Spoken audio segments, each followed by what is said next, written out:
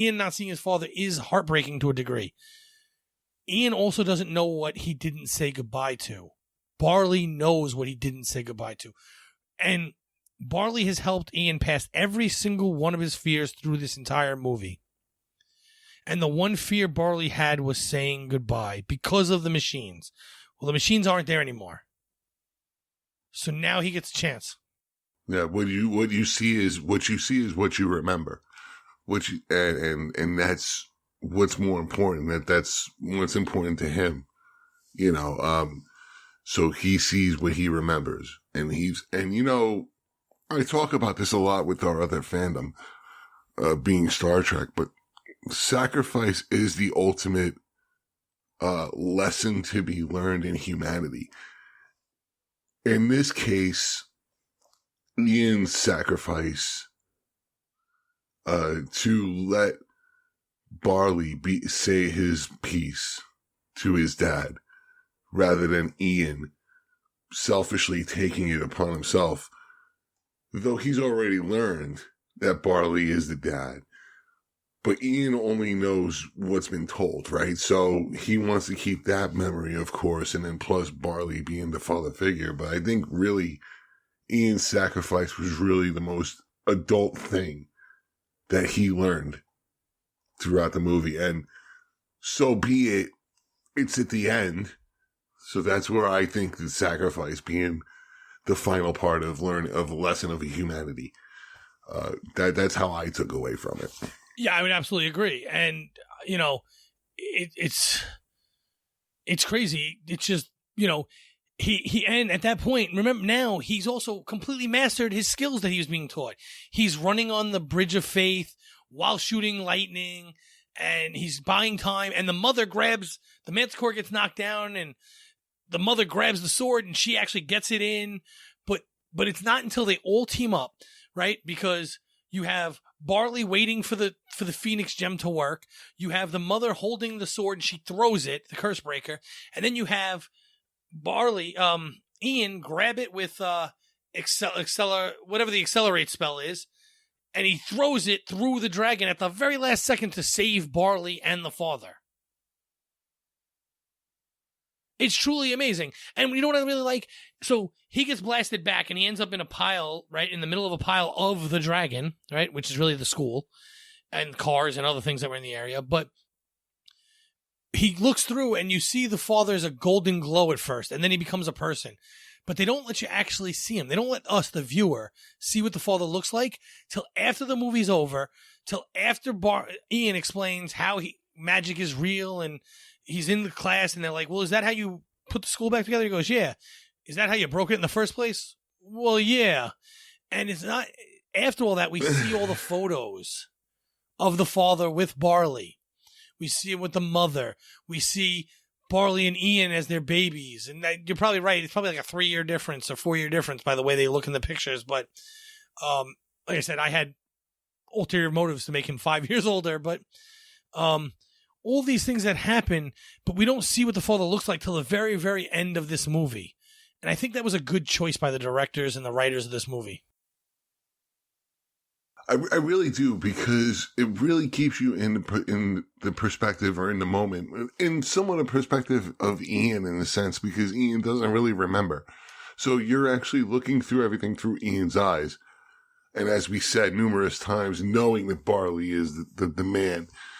I think really another thing too, when you mentioned about Ian and with all his spells, I think Ian built up his confidence. I think this trip was really to build up confidence, to become the man, to make the choices. Yes, when I agree. In a sense. And that was because of Barley. And it was because of Barley, yes. But I mean, what a great, I'll save it for final thoughts. Go ahead. So another thing that was great about the movie too, and we didn't touch on it in the beginning, but if you remember, he had a recording of his dad who was having a conversation with somebody, but you only heard one half of the conversation. And to go from where he was in the beginning of this movie, where he's trying to fill in the gaps with his own story, as if he's actually having a conversation with his father, because he's never had the chance to do it, to sacrificing his ability to meet the father and have that conversation so that Barley can and right a wrong in Barley's life. It's not that Ian didn't want to meet his dad. It's not even that he realizes that because Barley is his dad, that he doesn't need to know his dad. It's that because I had a dad, Barley never did, so I'm going to let him get this opportunity if only one of us do. I'm going to sacrifice what I've wanted for so long because I know it's something that he's wanted this long just as well. And unlike me, he didn't have an older brother to be the dad for him. You know, it's amazing because even in that scene where he's trying to have a conversation with his dad, where he already knows the words because he's heard it 1,000,000 times, even there, he disappoints himself by not being able to finish his conversation before the father hangs up. What do you say? I mean, again, beautifully well executed. The whole movie was great. You know, in my eyes. It really is. In my eyes, it was actually absolutely well done. I completely agree. And we're over an hour here, so why don't you give your final thoughts? Final thoughts in the movie. Again, beautifully well done, well told story. From beginning to end, all the aspects. It truly, to me, it's a story. It's a coming of age story. I think for both characters, for both Barley and Ian. The comedic parts of it were absolutely funny, well done, but really brought together the center of the story, which is having that adventure with family. I would see it again. Absolutely. Yeah, I truly love the movie. Like I said in the beginning, my wife did not like the movie because Ian never gets to meet the father. And she thinks there needs to be an Onward 2 where he ups his abilities and powers and he gets to meet the father finally. I wouldn't not watch the movie. I mean, the movie would be good. I don't think it needs to happen. For the reasons I've already mentioned throughout this podcast. I think calling it a coming of age is the perfect way to explain the movie.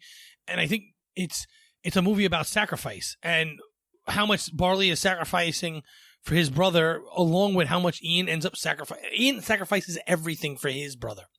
And it's an amazing story. I'm amazed that I've been able to keep it together, possibly only because I just watched this movie again today and I cried it out earlier, and even trying to explain this to my wife, what I said here, why it's not that important. It's not that it's not important that Ian meets his father. I get it. You want him to. You're rooting for it the whole movie. But the reason why the movie's still good, even though he doesn't, is because that's not the point in my eyes. In my opinion, and maybe I'm wrong. Maybe it's all because I was in the situation that it changes for me. But it doesn't need to happen for the movie to be good. It's okay to have some part of the story be sad and still be a great movie. And it is sad that Ian doesn't meet his father, but it's so unbelievably uplifting that Barley does get to see his father and gets to get that goodbye that he never had and gets to see him, another memory with him that doesn't have the tubes and the machines and everything else involved. And the father, guess what? The father accomplished what he wanted. He does understand. He did learn how his sons grew up. And you know what? They grew up really well because through all of this, despite their differences and everything else that happened, they took care of each other and they got the job done. So, I mean, the father couldn't be happier in the way his kids turned out. And yes, the mother plays in a massive role in that because she's a single mother raising 2 kids. But the father had an impact on Barley at some point. And that plays a role too. Because I was raised by a single mother and she had a huge impact on my life. But I was raised by a father before that with a mother.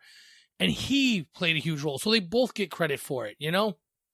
Yeah, we didn't even scratch the surface as far as mom's concerned. I've always had the respect for single moms. I respect them all. You know, toughest job in the world to be 2 people. And it seemed to me that, yeah, I think Ian and Barley didn't approve of the boyfriend because they weren't that, right? You always have that issue. You're not my father or whatever the case may be, but, the father figure is what they were looking for each of them. And Ian found it in Barley. For that matter, but right, and Barley found it in his father. Yes. And once that happened, they both accepted the boyfriend. Exactly. Look, he's not their father, and he never will be. But that doesn't mean he can't care and do something for them. That's correct. And it is hard to be a single mother because you are being too, especially to a boy. And she's a mother/father to 2 boys. Because guess what? Yeah. They're not going to always believe what she's saying simply because she's not a boy like them. Right. There are some topics that are just easier to convey father to son than mother to son. Sure. But she very quickly had to be able to convey those messages, or both messages. Yeah. And from what we can extrapolate, it was well done. You know, and from scene 1 where she's fearless. Absolutely. When, in the beginning, Bartley puts Ian in a headlock and he can't do anything about it, and Mom just flips him over. Even when she tells the story about Dad, when we get the introduction of Dad into the story, the fact that she's done it, the fact that she does it is absolute, because of the coming of age. She was actually what a pivotal character she was as well. Absolutely. But I guess that brings us to an end, right? So before we go, we have a great offer for you. Cuts by Magic is offering all our listeners a 10% discount on any custom orders with code ONWARD. Contact Cuts by Magic by searching Facebook for Cuts by Magic. That's CUTSBYMAGIC. Message the page and tell them ONWARD, and you'll receive a 10% discount. That goes for new and returning customers. Please join us on the UFP Facebook page where we can continue the conversation on this topic or any other. So, Tribs, where can people find you on the internet?